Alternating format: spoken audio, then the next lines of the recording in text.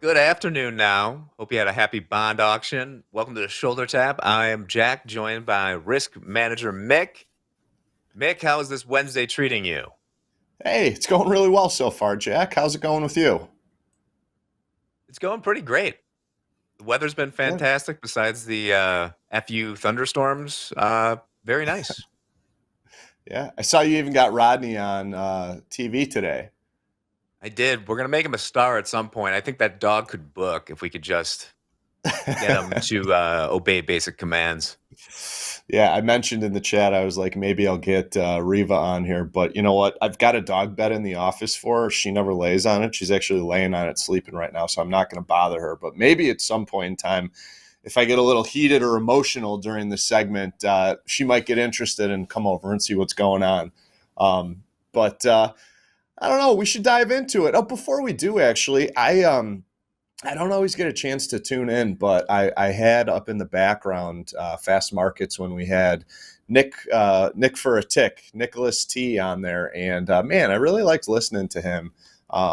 He's obviously been on a tear since that April 22nd. It's like a $40,000 winning streak. Happy to see he's paying himself and taking that $15,000 payout.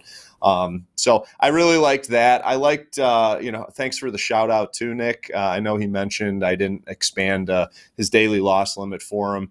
And, he was talking about how keeping it at 3,000 is a good thing. And I really liked that. I knew when I heard that I wanted to talk about it a little bit today because, it's a good example of, you don't need to risk a ton of money on a daily basis in order to be profitable. And he puts up really big winning days. So to be capping it at 3,000 and taking, obviously he's been very consistently profitable lately. It's just a really nice thing. So, keeping your losses limited and still having the ability to, take big numbers out of the market. It's a really good thing. I like that a lot. So, big shout out to him. I also have a couple other shout outs. We've got Isaac. He's up about 2,700, 2,800 in his live account. I got a shout out to David A., who made 10,000 yesterday in his live account. We've got Kirsty up $2,000. Last I saw, Dakota was up about $1,000. He's making new account balance highs. He's right around the $158,000 mark in his live account. So that's always exciting. I know I haven't been saying that the trading's been going too great on the funded trader side of things lately. We've seen a lot of red on the boards this week, end of the last week, but then today, happy to say we got a lot of green on the boards, way more green than red. So we've got a lot of traders in the black, as they call it. If you're in the red, you're down. If you're in the black, you're up. Black, green, whatever. Green is money. So good stuff over here. With that, I think we should dive into Yeah, some of these before we cards. before we, Yeah. we get started, can't not ignore the elephant in the room. I'm seeing in the chat that Topstep X appears to be down. So I'm gonna be checking the slacks here, seeing what's on to see if I can get you guys some answers as soon as we know. This is the first I'm learning of it. Let me see. Is that multiple confirmations that we're getting? A lot We're in the getting many, chat. many, many, many chat comments coming in about issues with TopstepX X happening right now. I'm going to be in the back end talking with support, see if I can get you guys some answers before the segment is finishing up. Okay. Real Okay. quick, let me try something. Well, that's not good. I will say that our partners are very good at making adjustments. Sorry, Mick, to do this. One moment. No, it's okay. It's okay. I mean, we've got a lot of traders that are on that platform, so Trying to this is figure big, out. big impact. Do, do, do. Can anyone try what happens if you try and open it in an like an incognito window? I can't do it right now. Well, we'll see. Mick, we'll continue, and then JD and I will be searching for any news Yeah, updates on this. I mean, we can drop anything we're talking about to give an update when we find some more information on that situation and the status on that. All right. Whew. let's pivot back Let's to do shoulder tap. Yes, yeah. Do my clear the face. Want to talk about someone who's a familiar name for many that have been with us watching for a while, but probably someone that you haven't heard much about. I think the last time I mentioned this trader was FOMC, or excuse me, it would have been Thursday after the Wednesday FOMC, because I caught them doing something that they got burned on in their live account before. But for those of you who remember, or those of you who don't remember, Hughes, our old live trader from France, who at one point had over $100,000 in their live account through strings of really big winning days. He's back on our radar. Hughes is in an XFA right now. He actually, I caught wind of him last week on FOMC day because he was at the top of the leaderboard. And I'll get into what happened that day. It's something we've seen before on another FOMC day. But I want to talk about his trading. He's in the XFA. He's profitable. He's doing well. But he's kind of up to his old tricks from what we've seen. For those of you that have been following Shoulder Tap for a while, I remember there was one day where Hughes was up $15,000 going into FOMC. And then he was actually flat going into the FOMC statement release. And then he cannonballed it, sold into a rallying market after the number came out. $15,000 day turned into a $3,000 losing day, $15,000 winning day into a $3,000 losing day. Jack, I saw the same shit last Wednesday with him. He was up 13 grand on the day, turned a $13,000 winning day into a $3,000 losing day. So that's obviously one of the areas for improvement here. I think there's an element of gambling in his trading, but he is doing well in this XFA. But I want to say, before I even get into, I'll let our viewers digest the statistics and whatnot.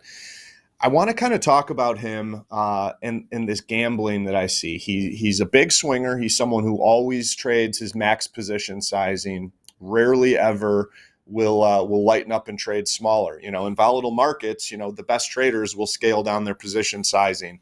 Just because you can trade 15 contracts or 200 contracts doesn't mean that the best traders or the most mature traders are always trading their max leverage. Hughes is doing that. If you are someone who does that, like we've seen with Hughes, from time to time you will find success, but it's going to be short-term success, and I don't think it's going to be long-term success. Now, Hughes was on our radar. He was someone we talked about on a daily basis, half a year ago, months ago, and he hasn't been spoken about. So he had short-term success back then. He's finding short-term success right now. I think he's got a decent eye for the markets, but it's the money management that he's lacking. That's probably the biggest thing here. I mean, any mature trader is not going to be up 15 grand, turning that into a losing day, up 13 grand, turning that into a losing day on an economic release of all things too. So I just wanted to talk about those things. I'll kind of get back to, move away from the shoulder tap here on Hughes and go back to the shout out. He's doing well in this XFA. 75% winning days, 76% winning trades. Where am I here? Still putting up the big days, despite giving back that $13,000 winning day last Wednesday. He's locked in a couple big winning days. Best day so far in this XFA is that $11,300 day. Worst day, daily loss limit. It's when he has losing days, he's hitting the daily loss limit every single time. But it's only been, 8 short days that he's been in this XFA. He's got a pretty hefty account balance in those that short amount of time. Average winning day is about $5,000. Average losing day is, minus 4,500, and that's with a $3,000 daily loss limit. So you can kind of assume, it's pretty obvious that the max leverage is what he's trading because he's getting slippage on that NASDAQ when that daily loss limit threshold is hit and triggers a market order. High percentage of winning trades here. I don't like the risk reward. He's only taken out $265 per contract while he's risking almost double that with $500 in risk per contract on the losers. So, I think it's a pretty clear picture here with Hughes. I'm happy I get to talk about him again. I'm happy he's doing well, as far as an account balance goes. Seems like he's still, coming up short in some areas of his trading. I will say the one thing he's got going for him, and I don't think he's working on this, but it's glaringly obvious what things need to change with his trading. And, I hope he's tuning in right now and hears it again for, the dozenth time. But traders, all these things I've talked about with Hughes, the big swings, trading max position size, some of the bad decisions he's made with the money management, it's really obvious to me what needs to be done to make improvements here. Mm-hmm. There's a little bit of there's quite a bit of discipline that is involved in making adjustments. Very often, and Jack, you've probably heard this too, people know what they need to do as far as making adjustments to turn their trading around. Maybe less than half of the people that can actually do that and make those changes. I haven't said it in a while, but I think there's like a big separation between doing what you want to do and doing what you need to do. And in order to be as successful as you can be in this tough business that we're in, you have to do what you need to do for your business, your trading business, more so than what you want to do. So I wanted to talk about that. Speaking Yeah. about do you have something Well, else to add yeah, here on news? I have a few thoughts here, but first, as an update, we were learning this while we were live. Saw the Top X went down. It seems to be back up now. If you were negatively affected by this, let us know. We always make things right. We will make sure that you don't get screwed by it being down. So I don't have any information yet on what exactly happened. Uh, Nor would I probably understand it if I did. But I do know that we will make it right. We'll make sure that you don't take a loser for that. And I don't know if you held on to a big winner there, just don't tell us. But we'll make it right. I'll give you more information as we get it, but I'm waiting for that to come in right now. Yeah, it sounds like we're back up online. I actually think that's kind of a good pause or distraction moving away from Hughes trading card. And before we get to the next one, because I did recall going back to listening to Nick for a Tick on Fast Markets earlier, I saw someone in the chat, and I hope he's still here, Jordan. If you're still in the chat, I saw you ask a question about what happened. You were asking Nick about what his thought process is after hitting a daily loss limit, because Jordan had mentioned in the chat about an hour ago or so, maybe longer, that when he hits his daily loss limit, his psychologically he's thinking about swinging big and making it all back the following day, and it's a really common thing that people feel. I mean, if you hit your daily loss limit, you want to get that money back. Anytime you're in a drawdown or you have some loss, the goal is you want to make it back. And for Jordan, my best advice for him would be, Jack, I'd like you to weigh in here too after I kind of speak my piece, because your opinion's very valid here. Instead of thinking about trading big and making back, what you've lost from the previous day, a losing day, it's really important to just focus on finding good trades. Because in the words of Hogue, money is a byproduct of good trades. So if you Mhm. just look for good trades, that money will come.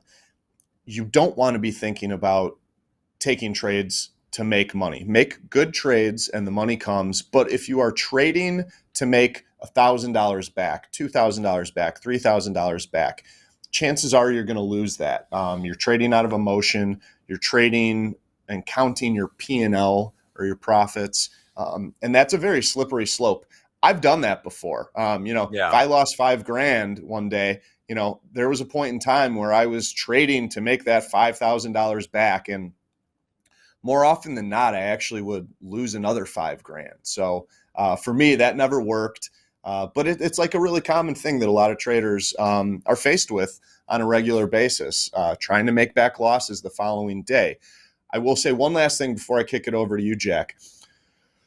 Nobody should be incurring losses that they can't recoup the following day as just being like an average winning day. I talk about it a lot. Don't let your, worst day or your average losing day be any larger than an average winning day.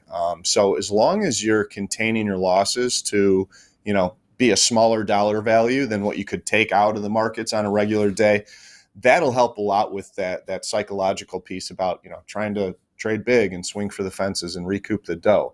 What are your thoughts, Jack? You're completely right. The psychological issue with it is this, and I'll use an example of how this usually happens. Let's say you're short ES or something, and that's how you blow out on the day. If you come back in the next day and it's higher, and you're like, oh, now it's got to work. You've essentially never exited the trade, right? By trying to make back that money, it's like you never put this trade behind you. So, as you said about process, is if you lose 5K in a day, the next day, it doesn't matter that you lost 5K. Now, it may affect what sort of limits you could lose, or you may want to size down or things like that, but you got to be able to put that behind you and definitely not fall into doing like the exact same trade. And I've done that when we were like trading flies and stuff. It's like you'd blow out and you're like, oh my God, now it's even more expensive. Like, this is the deal of the century. It's like, hold your horses. Don't pile back into the same trade with like big size again, trying to get it back. It's just like an extended version of what we describe as the moron trade. Yeah, you're adding another layer to it, not just focusing on the P&L, but you're also including like a directional bias too. That's something we also fall susceptible to. Yeah, if I liked selling it at 5, now I like selling it at 10. Yeah. Cut your Thanks for looking size. into If anything, cut your size. Cut your size. Yeah. It's but there's a lot of things that you can do to position yourself not to, even be in a situation like that. If you're framing out your risk reward, something else you'd mentioned, Jack, and just want to touch on it. It's like, we need to be taking every trading day, one trading day at a time. The only thing you bring with you to the next trading day is learnings from previous days. Focus on every individual day just as what it is. It's an individual day. Forget about what happened yesterday. You should not be looking to, make back profits. I know it's nearly impossible to not have that in the back of your mind, but one trade at a time, one trading day at a time. You frame out those trades. If you're framing out your trade and knowing where you're getting out if you're wrong or where you're getting out if you're right, if you do end up being wrong and take a loss, it's that much easier to move on and find another trade opportunity, because at that point you've already been aware of what a potential outcome would be from that losing trade. Oh, if I'm going to risk $800 on this trade, well, I know I'm going to risk $800. I know one of the outcomes could be I lose $800. Oh, you know what? I lost $800. I got stopped out. On to the next one. I already knew it was an outcome that was a potential outcome. And it's just that much easier to move on when you frame things out like that. So long-winded opinion or answer to Jordan's question from earlier, but I wanted to get back to that because I thought it was a really good question, Jordan. And I know you're not alone. I've been there. All of our traders have been there. I think every trader has been there. Yeah. Well, we got another card here to talk about, or we just... We do. I'm not trying to kill time here, Jack. Let's pull up Jesus. So Jesus is someone that we've talked about a bit lately. Struggling a little bit in the live account right now. I have some shoulder taps here for Jesus, but I do want to. What caught my eye today was he snapped a 7-day losing streak of $21,000 today by putting up a big winning day. Kind of curious where he's at right now, but Jesus was up about $7,000 earlier. So really happy, that's got to be a nice confidence booster. But yeah, it's a big losing streak that he was on. And he's one of those traders. If you take a look at the trade report, just about every losing day here is a daily loss limit day. And, like Nick T was talking about earlier, Nick for a Tick, he likes that $3,000 daily loss limit. I'm happy Jesus has got it. Jack, he's traded 32 days in his live account. As you can see, as everybody can see, he's down a little bit from where he started. Out of those 32 days, Jack, 25 daily loss limit days of $3,000. That's Yep. kind of staggering. 25 days of $3,000. That's $75,000 in losses on your losing days. And This is gonna be a wild. This is a wild trading card, I gotta say. yeah, it is. It is. So I think the metrics kind of speak for themselves. He's losing money. Only 20% winning days. Only 20% winning trades. Best day 14,500. There's a lot of big, juicy days here. Several above the 5-figure mark. There was that $14,000 winning day. End of April, he had 2 back-to-back $10,000 winning days. Let me see. I'm looking at the trade report. I see a $6,500 winning day, $2,900 winning day, and then that $14,500 day was early on. So, kind of typical for what we see for big swingers. They have these massive winning days here and there. But then for the most part, the most of their trading is daily loss limit hits. And again, it's a good thing we got that $3,000 daily loss limit on him. He's someone who hits it very quickly because they go all in, all out on 10 contracts a day, which, if you're not scaling in to sizable positions as they're going in your favor, you're going to have your back up against the wall right out of the gates because, with 10 lots on, $3,000 comes pretty quickly, doesn't it, Jack? I was gonna say the most shocking part of this card to me is that he's doing 10 lots and not 15 since he's in 150K. Yeah. And maybe his I lucky guess number there's is 10. some discipline there, I guess. Yeah, maybe. Yeah, I took a quick look. I was like, oh, most of these days, 10 lots, not to say that there's not some 15 lots in there. There's a couple days where, he's doing, 2 lots too. I see one day where he was trading just 2 lots in the NASDAQ, hit his daily loss limit in 3 minutes. Once again, backs up my stance on it's pretty easy to make or lose $1,000 trading a 1 lot. So I think some things here that Jesus could look at, obviously traded really well in the XFA that got him called up to live. Scaling into positions, scale into that 10 lots. I just mentioned it. He's got a good risk reward. It's a 2-to-1 risk reward. Keep that. Definitely keep that. Maybe be a little bit more selective with the entry location. I think that's something that always helps, especially the bigger you trade, the less room. Oh, speaking of dogs coming on. Hey, Riva. Hello. Riva, come up here. Come up here. Say hello. Say hello. Look at the camera. Look at the camera over there. Okay. No kissing on TV. All right. She got her time in the light, the spotlight. Yeah, I think, scaling into those positions and finding good trade locations is going to be very important for Jesus to maintain this live account. Their trajectory is going one way here. It's not what we want, but there's been a lot of trading days to, paint this picture for Jesus. Anybody who's got a lot of trading days under their belt and is seeing these kind of statistics, you have to stop yourself at some point in time and say, like, what I'm doing is not working, to the tune of losing $800 a day over 32 trading days. You always have to have an intervention with yourself and intervene and get in front of what's not working and make these adjustments. Because I talked about Hughes on the first card. He bled out that live account. Daily loss limit, daily loss limit, daily loss limit.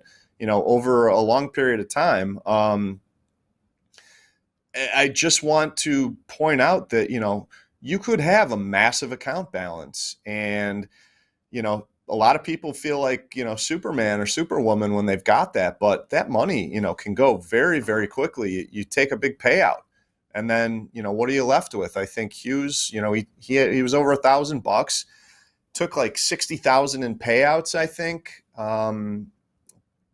did I say over $1,000 or over $100,000? He had over $100,000 in his account. I think he took like 55, 60,000 in payouts. And then, I think it was not many more than 20 days of just bleeding out that it was all over. And he Yeah. hasn't been on our radar for a while. So always make adjustments, traders. Always make adjustments. Jack, I just took a peek at the time. I don't think we're going to have enough Yeah, time we'll to. we'll end on this card, but I just want to point out here is that like there's something glaringly obvious here, which is you can't trade 10 lots of NQ with that daily loss limit.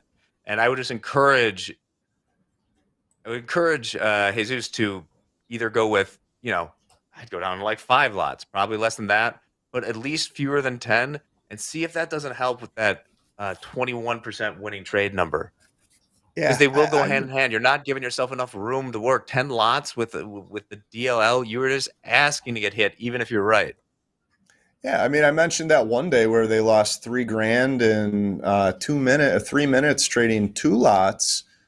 They're benching themselves early and missing a lot of the session. If you spend 3 minutes in one trading session, you're not there to take advantage of the other opportunities.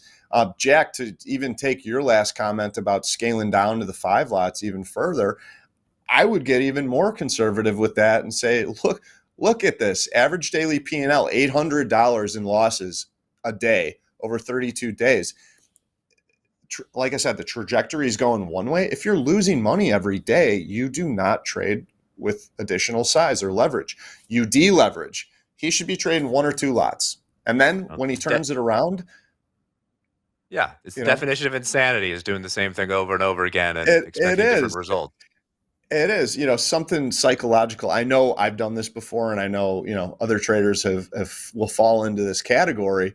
Like, I get it. If you're, losing money, there is the allure there to, trade a little bit bigger to kind of speed up making that money back. If I've been on a losing streak trading 5 lots to the tune of, 20 grand. I'm going to just, I think I see the markets well. I'm going to trade 10 lots and I'll make that money back twice as fast. It's not where you want to be. It's not at all where you want to be. When it's not working, scale down the size. It's not easy to do. It's humbling, but it's doing what you have Yeah. to do for the business, like I was talking about earlier. All right. Well, Mick, thanks for stopping by and dropping some knowledge. As a reminder, it seems Topstep X is back up. We will make everything right. We will work with you on it. Don't need to make any support tickets or anything yet. We'll be updating later in the day of how we're gonna do this, but we always make it right. So this will be no exception. So thanks, Mick. We'll be back right after this break with group coaching with David Green. Hope you stick around. Later.